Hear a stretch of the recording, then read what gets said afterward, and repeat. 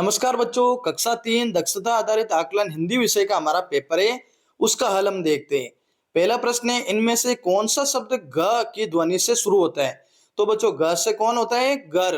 तो पहला ही ऑप्शन सही रहेगा। दूसरा प्रश्न, इस चित्र के नाम के अंतिम वर्ण से शुरू होने वाला शब्द है। देखो चित्र क्या दिया हुआ है? दीपक।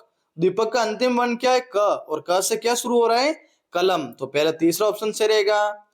दिए गए चित्र के नाम का अंतिम अक्षर है, देखो आम। आम का अंतिम अक्षर क्या रहेगा? म। तो म हमारा सही रहेगा। चौथा प्रश्न, दिए गए चित्र का नाम है, तो बच्चों ये तो क्या होती है? ओ से ओखली।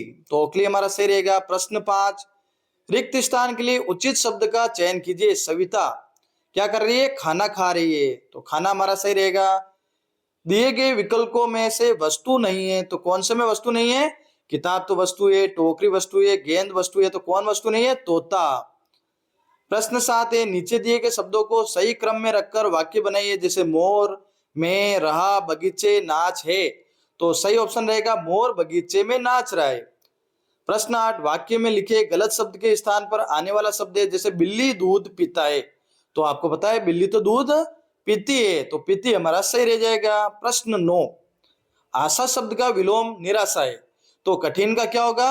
सरल। तो पहले ही ऑप्शन सही रहेगा। प्रश्न 10, दिए गए चित्र का स्त्रीलिंग क्या है?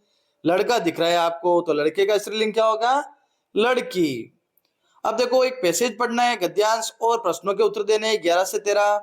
परोपकार का अर्थ होता है दूसरों की भलाई। परोपकारी लोग कभी निराशा, कभी किसी का बुरा नहीं चाहते। उनका व्यवहार भी सभी के साथ बहुत अच्छा होता है। उन्हें सभी लोग पसंद करते हैं। उक्त गद्यांश का शीर्षक क्या है? उचित।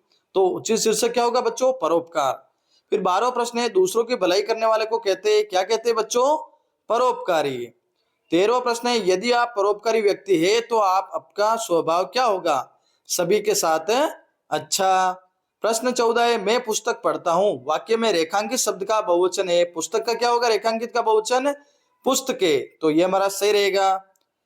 प्रश्न 15 है, कविता को तुकबंदी से पूरा करें। चंदा मामा आते हैं, रात को सबको भाते हैं, टिमटिमा तारे चमक रहे, जुगनू आसमान में दमक रहे। तो ये सही रहेगा। 16वां प्रश्न, सूरज शब्द से बना एक सही वाक्य चुने। तो सूरज सुबह उदय होता है। प्रश्न 17 है, हमेशा सत्य बोलना चाहिए। रेखांकित शब्द का विलोम अर्थ क्या होगा? असत्य। सत्य का असत्य होता है। 18वां प्रश्न है, किसके आसमान में नहीं आने पर रात में अंधेरा हो जाता है? तो वो है बच्चों सूरज। किसका? सूरज। और 19वां प्रश्न है, दिए गए शब्दों में कौन सा शब्द पुल्लिंग है? तो बच्चों देखो बेटी स्त्रीलिंग है, बहन स्त्रीलिंग, माँ स्त्रीलिंग, तो भाई पुल्लिंग हो गया। और अंतिम प्रश्न बच्चों, शुभम और प्रिया साथ साथ विद्यालय क्या करते हैं? जाती, जाता, गया या जाते हैं। तो जाते हैं वाला हमारा ऑप्शन है सही रहेगा। इसी के साथ आपके कितने प्रश्न के अंक उत्तर आ रहे हैं वो कमेंट में जरूर लिखे। चैनल को सब्सक्राइब करें, वीडियो को ज्यादा से ज्यादा शेयर करें।